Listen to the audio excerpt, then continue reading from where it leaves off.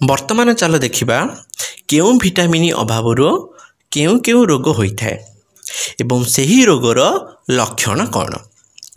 एठी देख पिला माने विटामिन ए अभाव अंधार कणा और सुखिला चर्म परी रोग होइथाय।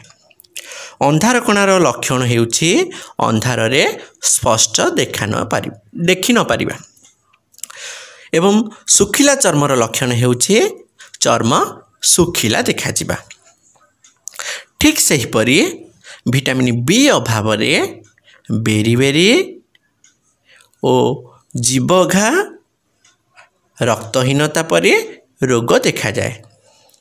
बेरी बेरी लक्षण हेउछि देहरे पानी जमी जाए गोड़ हाथ फुली जिबा। सेहीपरि कलखिया बा जीव घार लक्षण हेउछि पाटी और जीवरे घा हेबा एवं रक्तहीनतार लक्षण हेउछि तली पादरे छुंची फोड़ी हेला परी लागिबा। ठीक सही परी विटामिन सी अभाव स्कर्वी रोग होइथाय। स्कर्वी रोगर लक्षण हेउछि विभिन्न स्थान रक्तस्राव हेबा एवं दांत माढ़े फुली जिबा एवं घा चंचल न सुखिबा।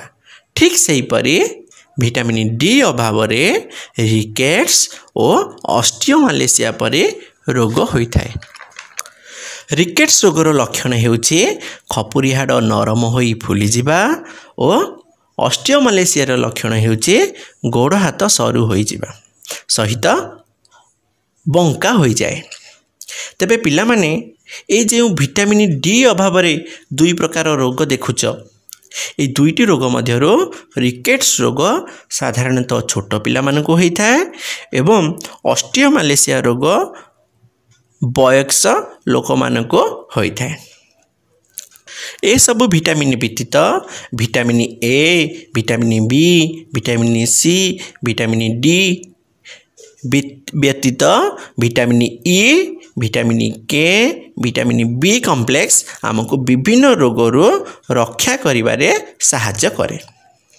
अच्छा पिला माने तुमे जानिछ कि आमे खाउथिबा साग, क्षीर, अंडा, कदली, चूना माछ इत्यादि खाद्यरू आमे धातु सार पाइथां।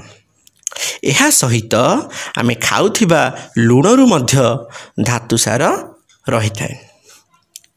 आमे ए सब खाद्यरू सोडियम, कैल्शियम, लौह, गंधक आदि धातु सार पाइथां। तुमे जानिछ कि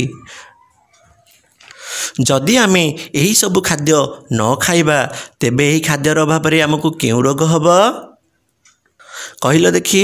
धातुसार अभाव केउ केउ रोग होबार संभावना रही। हाँ ना धातुसार अभाव रक्तहीनता, अस्थिबंका, गलगंड इत्यादि रोग देखा जाए। यह सहित पिलार मानसिक विकास रे मध्य बाधा सृष्टि होइथाय।